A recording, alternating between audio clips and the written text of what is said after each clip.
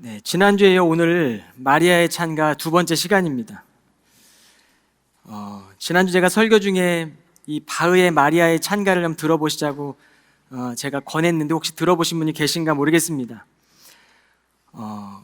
오늘 이 50절부터 시작되는 가사가 시작이 될 때 관현 악단들이 힘차게 줄기차게 빠르게 진행되는 것을 볼 수 있죠.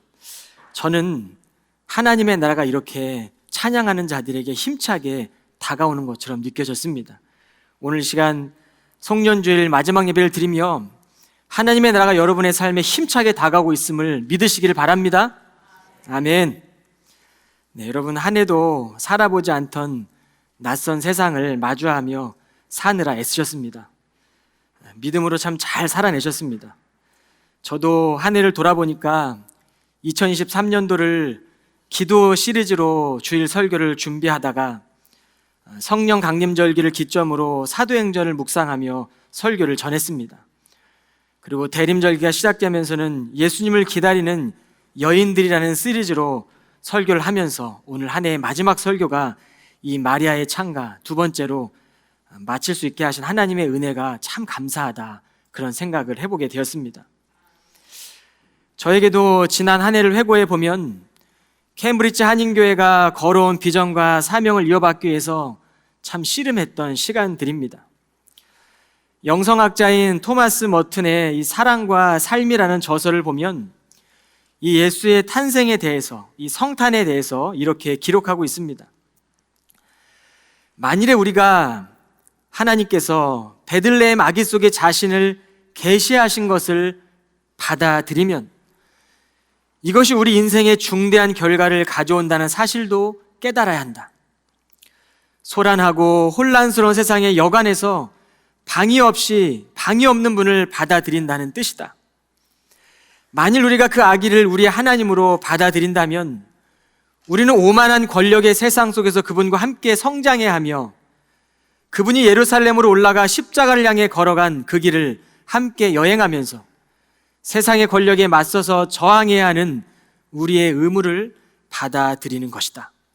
십자가는 세상의 권력을 부정하는 것이다. 여러분, 주님은 어두워져가는 세상에 씨앗이 되어 오셨습니다. 한 알의 씨앗이 죽지 않으면 한 알 그대로 있으나 죽으면 많은 열매를 맺는다라고 주님은 말씀하셨죠. 예수님은 그렇게 미랄이 되기 위해 세상에 오신 분이십니다. 한 해도 섬김의 자리에서, 헌신의 자리에서, 때로는 말씀을 전하는 자리에서, 또 우리를 세운 그 자리에서 생을 다하며 생명을 다하며 수고한 모든 교우들에게 하나님께서 채우시는 은혜가 가득 넘치기를 주님의 이름으로 축원합니다. 여러분, 하나님의 나라는 십자가의 원리 안에서만 자라갑니다. 어둠 속에서 한 줄기 빛이 길을 밝혀주고 누군가의 따뜻한 말 한마디가 굳어지는 마음을 녹여주죠. 하나님의 성품을 닮아가는 것도 저절로 되어지는 것이 아닙니다.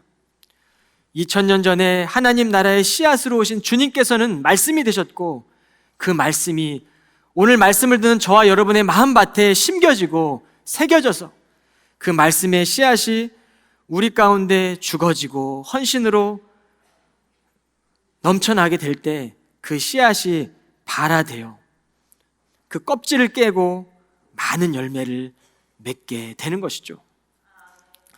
저는 지난주에 마리아의 찬가를 1악장이라고 봅니다. 그 1악장은 아브라함 때부터 계획된 언약이 성취되고 있음을 마리아는 노래합니다. 오늘 우리가 듣게 될 마리아의 고백은 2악장이라고 한다면 오늘 2악장은 하나님께서 예수 그리스도를 통해 세상에 하실 일들을 소개하고 있는 말씀입니다. 메시아가 열어줄 새로운 나라를 기대하는 노래입니다. 마리아의 찬가에는 악에 대한 승리가 담겨져 있습니다. 여러분, 악은 무엇입니까? 우리의 탐욕, 우리의 교만, 우리의 연약함, 때로는 세상의 불의, 수많은 그 악에 대한 승리를 오늘 마리아는 찬양하고 있는 것입니다. 여러분, 찬양은 자유로운 영입니다. 억압하는 우리의 모든 환경 가운데서 하나님께 찬양을 드릴 때 우리는 자유하게 예배할 수 있는 것이죠. 동시에 찬양은 질서의 영입니다. 그리스도의 몸된 교회를 질서 안에서 우리는 하나로 세워가는 것이죠. 이것이 바로 하나님을 경배하는 것입니다. 승리하신 주님을 찬양하고 하나님의 영광을 확인하는 것이 바로 우리가 드리는 예배입니다. 오늘 드리는 예배를 통해 하나님의 영광이 확인되어지시기를 바랍니다. 사실 이따 수여할 우리 한 청년이 유체를 그리는 전공자입니다. 그런데 이 형제가 이 성탄절 절기를 맞이하여 말씀을 들으며 이 성탄의 주님으로 오신 이 주님을 유체로 그렸어요. 그리고 그 유체와 큰 액자에 담아서 교회에 기증했습니다. 그 유체와의 그림이 친교실에 가면 제가 비치해 놓았습니다. 오늘 예배 다 끝나시고 성탄의 주님이 오신 그 그림을 한번 보시면서 기쁨으로 돌아가시기를 바랍니다. 여러분, 우리는 한 해 동안 교회력에 맞춰 매주일 설교를 드렸습니다. 교회력은 지난 2000년 교회 역사 가운데 개인의 신비와 영성보다 하나님의 주권이 더 우월함을 보여줍니다. 하나님을 대적해서 이길 절대자는 세상에 없습니다. 절대자라는 수식어는 오직 하나님께만 사용할 수 있는 것이죠. 하나님은 예수를 헤로당의 죽음의 위협 속에서도 안전하게 태어나게 하셨습니다. 오히려 혼돈과 어둠이 드리워진 시대 한복판에 태어나셨다는 것이 우리의 삶에도 희망이 됩니다. 우리는 이민자로 살아가며 낯선 세계 속으로 들어와 약자로 서 있습니다. 나라를 떠나 살며 겪는 고통과 서름은 약자의 마음을 헤아릴 수 있는 영적인 눈을 뜨는 경험이 되었고, 하나님의 일을 보게 하시고 다른 사람들의 필요를 보게 해주셨습니다. 여러분, 지난 한 해를 살아가시면서 여러분의 영혼을 깨끗하게 해줬던 찬송은 무엇입니까? 한 치 앞도 보이지 않는 어두운 길에서 여러분의 마음을 위로해 주었던 찬양은 무엇입니까? 오늘 마리아의 찬가에는 세상을 뚫고 들어오셔서 위와 아래가 완전히 바뀌는 하나님의 나라가 나오는 것입니다. 마리아의 찬가는 갈 곳이 없는 이들의 고향 땅이 되주시는 하나님을 찬양하며 악에 대한 승리를 담고 있습니다. 오늘 첫째로 마리아의 찬가에는 마음이 교만한 자들, 힘없는 사람을 짓밟는 자들을 산산히 흩으신다라고 말씀하십니다. 세상이 어려워질수록 누구나 움켜쥐는 삶을 살게 되죠. 인간의 뒤틀려진 마음으로 인해 세상은 전쟁과 폭력이 끊이질 않습니다. 세상만입니까?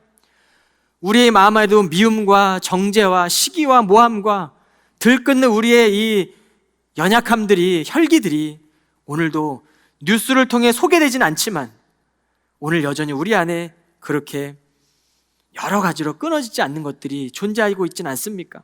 성경은 이것을 죄라고 언급합니다. 저절로 성숙해지면 얼마나 좋겠습니까? 그러나 빚진 자의 마음은 하나님의 사랑 안에 거해야 하고 매주일 드리는 예배를 생명을 다해 지켜야 하고, 여러분, 하나님 안에 사랑에 거하면서 우리가 찬양으로 터져 나올 때 세월이 흘러가며 믿음이 깊어지는 것 아니겠습니까? 사랑 안에 거하지 않으면 세월이 아무리 흘러도 이 빚진 마음을 알 길이 없는 것입니다. 하나님을 떠난 마음은 영혼을 향한 감각이 무뎌지고 하나님의 자비의 마음으로부터 우리를 멀어지게 합니다. 그러니 우리 안에 지나친 탐욕의 마음 위에는 악이 자랄 것이고, 하나님의 얼굴을 구하며 예배하는 사랑의 마음 위에는 거짓이 없는 선한 열매가 맺어지게 될 것입니다. 한 사회학자가 현대사회를 평평한 운동장이 아니라 기울어진 운동장에 비유하는 것을 책에서 읽은 적이 있습니다. 기울어진 운동장에서 여러분, 운동 경기를 하면 당연히 운동장 위에 있는 경주자들이, 선수들이 아래에서 운동하는 선수들보다 훨씬 더 편하게 경기를 뛸 것입니다. 차별로 인해 극복할 수 없는 불공정한 사회를 표현하고 빗댄 말입니다. 기울어진 운동장에서 경기할 때 낮은 쪽에 있는 사람들이 아무리 열심히 해도 이길 수 있는 확률은 거의 제로에 가깝습니다. 정점에 우뚝 선 사람들과 깊은 골짜기에 있는 사람들 가운데 엄연하게 구조적인 힘의 차이가 존재한다는 말입니다. 그러니 대부분의 사람들은 세상의 가치를 거리낌 없이 흡수하며 경쟁 사회에서 이기기 위해 살아가는 것이죠. 그러게 우리는 누리면 누릴수록, 높아지면 높아질수록 삶의 가치를 내 안에서 찾게 됩니다. 내 안에서 찾게 되니 내 자신이 더 드러나게 되는 것이죠. 그러니 불평등한 사회 속에서 하나님의 가치로 살아간다는 것이 쉽지 않은 것입니다. 세상은 끊임없이 자신이 신이 되고자 수많은 우상들을 지금도 만들어냅니다. 그런데 마리아는 비천한 삶의 여건 속에서도 하나님의 나라를 소망했습니다. 마리아는 믿음으로 희망찬 나라를 보았습니다. 마리아는 하나님의 나라를 꿈꾸는 여인이었습니다. 우리도 성육신적인 삶을 배움으로 하나님의 통치 안으로 들어가야 합니다. 씨앗이 열매를 맺기 위해서는 헌신을 필요로 합니다. 오늘 예배를 드리는 많은 사람들이 모여 있지만 이 자리에도 이 예배를 준비하는 헌신하는 사람들이 많이 있죠. 그 헌신이 있기 때문에 오늘 예배를 드릴 수 있는 것입니다. 하나님의 나라는 섬김과 사랑의 토대 위에서 자라납니다. 돈이 신이 되어진 세상을 우리는 살아가지만 하나님의 자비는 주를 경외하는 모든 이들을 위로해 주신다고 오늘 성경을 통해 약속하셨습니다. 하나님 우리를 고와 같이 버려두지 않으시고 예수 그리스도의 생명을 주셨다라고 말씀하십니다. 이 희망의 노래가 바로 마리아의 찬가입니다. 이 마리아의 찬가를 부르며 한 해의 끝자락으로 우리가 고백할 수 있다는 것 얼마나 감사한 일입니까? 테레사 수녀는 허리를 굽히고 섬기는 사람에게는 위를 쳐다볼 시간이 없다라고 말했습니다. 탈무드에는 누워있는 자는 넘어질 염려가 없다라고 기록되어 있습니다. 저와 여러분이 사랑하는 예수님은 세상에 오셔서 아무든지 첫자가 되고자 하면 뭇사람의 끝이 되며 뭇사람을 섬기는 자가 되어야 하리라라고 말씀하셨습니다.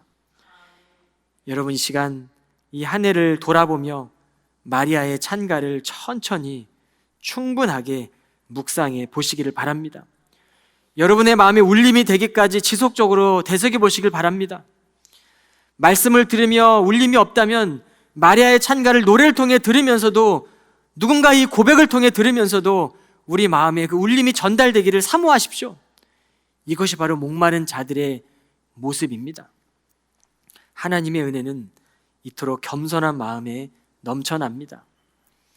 마리아는 이 하나님의 성품을 정확하게 깨닫고 위대하신 하나님을 찬양하는 것이죠.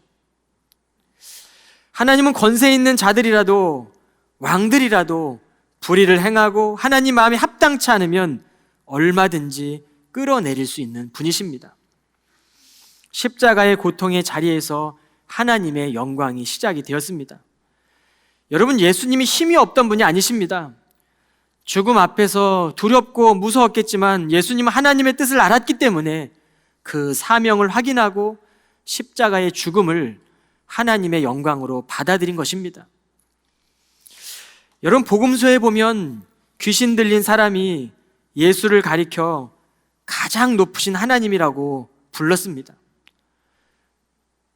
여러분, 귀신들도 하나님을 두려워합니다.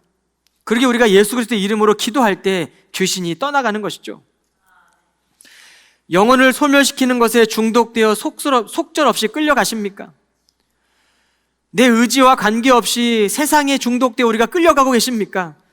여러분, 주님을 만나십시오. 주님은 우리를 가장 높으신 하나님을 찬양하도록 고백하게 해주십니다. 천사도 마리아에게 이르기를 예수는 가장 높으신 분의 아들이라 불릴 것이며 가장 높으신 분의 능력이 그녀를 감싸 줄 것이라고 말씀했습니다. 사가랴는 자기 아들 요한이 가장 높으신 분의 예언자가 될 것이라고 기대했습니다. 누가복음은 예수가 세상 나라와 권세와 영광을 거절한 이야기로 시작을 합니다. 마귀는 예수님을 공생 시작하기 전에 높은 곳에 올려놓죠. 그리고 내가 바라보는 이 천하만국을 다 내게 주겠다라고 말합니다. 그럴 때 예수님은 그를 섬기지 않고 오늘 세상 임금들을 쫓아내셨죠. 세상의 나라와 권세를 거절하셨습니다. 그리고 십자가에서 세상의 임금들은 다 쫓겨났습니다. 세상의 임금들이 다 악의 세력이죠. 우리 안에 있는 죄와 지나친 탐욕과 주님이 싫어하는 여러 가지 무거운 짐을 지고 살아가는 것들이 우리가 이 시간 예수 그리스도를 선포하고 믿을 때 영원한 생명의 길로 우리는 나아갈 수 있게 되는 것입니다. 무거운 짐을 다 벗어 던지고 억압받던 나의 삶이 아니라 이 시간 주님을 찬양하며 오늘 노래를 부르는 자들로 살아가게 되는 것입니다. 공생애 동안의 예수님의 삶을 보면 예수님은 언제나 통제가 아니라 억압이 아니라 감화였습니다. 지금도 하나님께서는 예수 그리스도의 사랑을 통해 성도들을 훈련시키시고 성도들의 믿음을 깊어지게 하십니다. 이제 시작되는 새해에 우리는 경제적인 힘을 얻게 될 것이고 지식의 힘을 더해 갈 것이고 배우면 배울수록 그 지식의 힘은 더 높아져만 갈 것입니다. 그리고 세월이 흐를수록 노년의 때에 흐를수록 우리는 인격적인 힘이 주어질 것입니다. 그러나 더 중요한 것은 이러한 힘들을 바르게 사용할 줄 아는 것입니다. 세상은 더 높은 지위와 권세를 위해 몸부림치며 바라는 소원들이 다 충족되고 나면 그것에 만족하고 또 다른 목표를 지향하며 달려나갑니다. 그리고 많은 것들을 놓치게 되죠. 그러나 성도들은 어떻게 하면 주님의 길을 신실하게 내가 따를 수 있을까? 그 질문하며 세상 속에서 선한 영향력을 행사해 나가야 되는 것입니다. 여러분, 주님께서 허락하여 주신 이 권력과 힘과 능력을 다 소멸하는 것도 아니고 다 벗어 던지라는 것도 아닙니다. 여러분, 이 시간 우리가 보다 선한 일에 사용하는 그 힘을 기르시기를 바랍니다. 그 힘을 기르기 위해서는 주님이라면 어떻게 하셨을까? 라는 이 주님의 물음에 우리의 생각이 잠기고 이 생각을 게을리하지 않는 것이죠. 예수께서 초대한 이 식탁의 자리에 우리는 희망을 발견하게 됩니다. 매주일 예배를 드리며 우리는 예수님 말씀을 듣고 깨닫게 되지 않습니까? 그리고 또 세상에 가서 남과 비교하십니까? 여러분, 남과 비교 속에서 오는 불행만 떨쳐낸다고 해도 우리가 살아가는 삶이 한결 가벼워지리라 생각이 듭니다.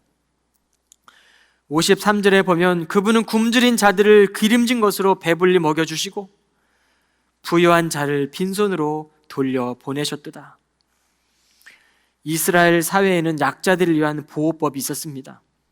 그래서 성경에는 고아와 과부를 돌보시는 하나님이다라는 말씀이 자주 언급되죠.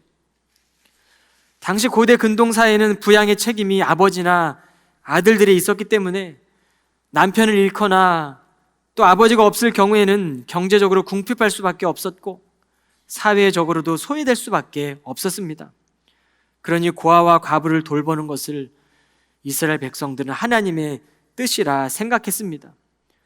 이것이 이스라엘의 하나님과 이방 민족의 신들과의 차이였습니다. 그런데 하나님의 뜻은 돕고 베푸는 것에 있어서 자선행위의 차원에만 머무르면 안 됩니다. 이기적인 욕심을 채우기 위해 치장하는 도구가 돼서도 안 됩니다. 하나님이 보실 때에는 겉으로 아무리 선한 행위일지라도 그 동기가 자기 욕심을 채우고 있다면, 자기 자랑 위해서 행해지고 있다면, 정치적 목적으로 하는 일이라면 그것은 예수님의 마음에 어울리는 것이 아닙니다. 하나님 앞에서는 숨길 수 있는 것이 아무것도 없습니다. 그러니 하나님은 줄인 자를 배불리 먹이신다라고 말씀하십니다. 여러분, 줄인 자는 육체적인 배고픔만이 아니라 마음이 의에 줄이고 마음이 하나님 말씀으로 목마른 사람들은, 그래서 그 하나님은 자기를 비우고 줄이는 자들에게 부족함 없이 가득 채워 배부르게 해주신다고 약속하셨습니다. 여러분, 야곱을 잘 아시죠? 평생을 움켜쥐는 삶을 살아온 인물입니다. 속이는 자였고 형의 발 뒤꿈치를 잡고 나온 동생입니다. 그러나 그 야곱은 형의 장자권을 쟁취하기 위해 수단과 방법을 가리지 않죠. 그리고 결국에 아버지로부터 장자권 또한 쟁취하는 삶을 살았습니다. 그리고 난 뒤에 이제는 형을 피해 외삼촌 라반의 집에 들어가 이방 땅에서 살아야만 했습니다. 감사하게도 그 이방 땅에서, 그 외국 땅에서 일을 하며 주님께서 허락하신 은혜로 그는 성공하고 난 뒤에 고향 땅이 그리웠고 많은 식솔들을 거느리고 다시 고국으로 돌아옵니다.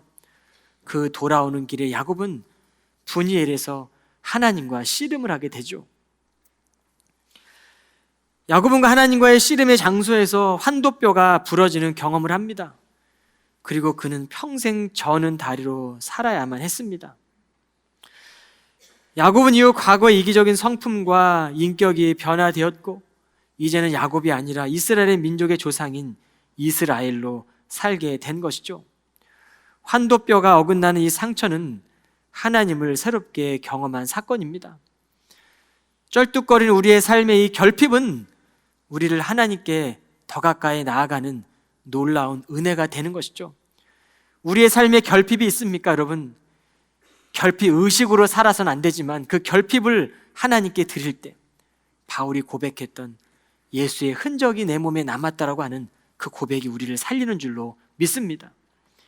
한 해도 우리의 삶에 때로는 결핍과 아픔과 상처가 있다면 그것을 통해 하나님을 더 깊이 바라볼 수 있는 그런 믿음의 성도들이 다 되시기를 주님의 이름으로 축원합니다. 평생 치열하게 생준하게 살아왔던 삶을 이제 야곱은 청산하고 하나님 나라를 위한 새 출발을 하게 되는 것이죠. 이것이 바로 분이엘에서 하나님과 씨름하며 얻었던 경험입니다. 우리도 성도로 살아가며 우리 안에 소유하고 있는 예수 그리스도가 얼마나 귀한 보배인지를 깨달아야 합니다. 세상을 살 용기가 없고 내가 믿고 있는 힘의 원천이 무너질까 봐 두려운 것이 아니라 평생을 살아도 예수의 흔적이 없는 것을 우리는 두려워해야 합니다. 마리아의 찬가를 보면 하나님의 언약의 신실성으로 마무리하고 있습니다. 54절 55절입니다. 그분의 자기 종 이스라엘을 도우셔서 자비를 베푸시겠다고 약속을 잊지 않으셨도다. 우리 조상 아브라함과 그의 후손에게 약속하신 대로 그분의 자비는 그분의 백성들 위해 영원토록 있으리라. 여러분, 인간은 누군가에게 내 것을 내어줄 수 있는 존재도 안 되고 넉넉하게 베풀 수 있는 능력도 사실 우리 안에 부족합니다. 그러니 돈이 힘이 되는 시대에 움켜쥔 손을 펼치면 잃어버린다는 생각이 두려움으로 엄습하겠죠. 그러나 움켜쥔 손을 펼치고 나눌 때 우리는 빈손이 아니라 하나님께서 놀랍게 채우는 그런 은혜를 경험하게 됩니다. 하나님의 은혜는 퍼내고 또 퍼내도 마르지 않는 바닷물과 같죠. 하나님은 베풀고 흘려보내고 또 채우시고 공급하시는 이 순환적인 믿음의 원리를 통하여 복의 통로를 우리를 사용하시고 하나님이 살아계심을 우리를 통해 많은 사람들에게 알게 하십니다. 여전히 우리의 주위에 하나님을 모르는 사람이 얼마나 많이 있습니까? 하나님이 살아계시는데 하나님이 살아계시는 줄 모르고 불의와 타협하고 불공정하게 살아가며 자신의 이익만을 구하는 사람이 얼마나 많이 있습니까? 그러나 우리에게 그들과 싸워 이길 힘이 없는 것이죠. 오늘 시간 마리아의 찬가를 부르며 더 낮은 자의 모습으로 살아갈 때 그들이 하나님의 모습을 볼 것이고 하나님이 살아계심을 느끼게 되는 것입니다. 새해에는 더 큰 그릇으로 살아보시길 바랍니다. 베풀고 섬기는 것도 내가 지닌 컵 크기만, 그 컵 크기만으로 할 수 있는 것이죠. 내 컵이 작은 컵이면 바닷물이 아무리 풍성해도 우리는 작은 컵으로 줄 수밖에 없는 것이죠. 큰 컵을 소유하십시오. 그리고 그 큰 그릇에 그리스도의 보물을 담고 많은 사람들이 그 사랑의 은혜를 흘려보내십시오. 그럴 때 많은 성도들이 또 많은 사람들 우리를 통해 하나님의 복된 이 능력들, 마리아의 고백을 느끼게 되는 것이죠. 주님을 만난 삭개오는 무시당하지 않기 위해서 악착같이 모았던 돈을 주님을 만난 후에 토색한 것에 4배나 갚겠다고 결단합니다. 그 주님이 지금도 영혼을 소중하게 여기시는 사람을 찾으십니다. 삭개오를 찾아가셨던 주님은 지금 이 자리에도 찾아오셨습니다. 여러분의 마음 앞에 여러분의 마음의 문을 두드리면서 이 시간 물으십니다. 나와 함께 하기를 원하느냐? 사랑하는 아들아, 딸아, 내가 너와 함께 하기를 원한다. 여러분 마음의 문을 활짝 여시고 이 시간 예수님의 생명을 품고 살아가는 그 자리에서 주님께서 이미 이루어 놓으신 이 약속을 신뢰하시기를 바랍니다. 주께서 가까이 오심은 시간의 문제가 아니라 믿음의 깊이입니다. 여러분 지금 주님께서 어떻게 오십니까? 힘차게 오고 있는 것이죠. 우리를 찾아오시는 그 하나님은 우리 가운데 힘차게 지금도 하나님의 나라가 도래하고 있습니다.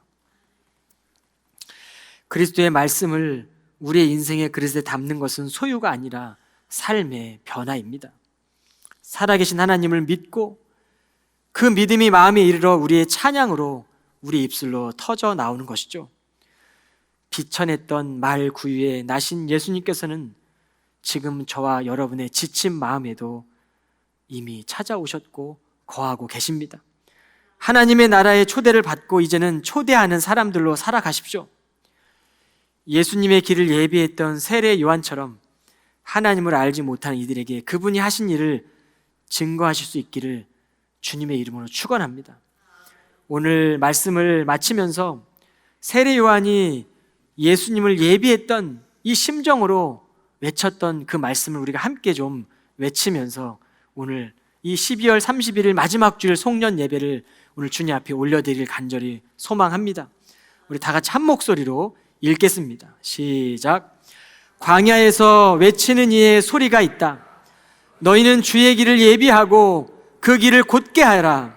모든 골짜기는 메워지고 모든 산과 언덕은 평평해지고 좁은 것은 곧아지고 험한 길을 평탄해져야 할 것이니 모든 사람이 하나님의 구원을 볼 것이다. 아멘. 기도하겠습니다. 성탄의 주님으로 오신 주님, 지금도 곳곳으로 굶주리며 빈 마음으로 지쳐 살아가는 이들이 많습니다. 지친 이들의 마음에는 상처로 얼룩져 있고 무거운 짐을 홀로 진 채 살아간다고 생각합니다. 이 시간 홀로 있는 이들에게 찾아가게 하옵소서. 주님의 사랑의 선물을 들고 고통만 이들을 위로하게 하시고 가난하고 소외된 자들에게 하나님의 자비를 내려 주옵소서. 어두워진 구석구석 그리스도의 빛을 비추는 성도들로 살아가기를 결단합니다. 성탄의 기쁨을 내 것으로 여기지 않게 하시고 형제 자매들과 나누게 하옵소서. 모든 말씀 예수 그리스도 이름으로 간절히 기도하옵나이다. 아멘.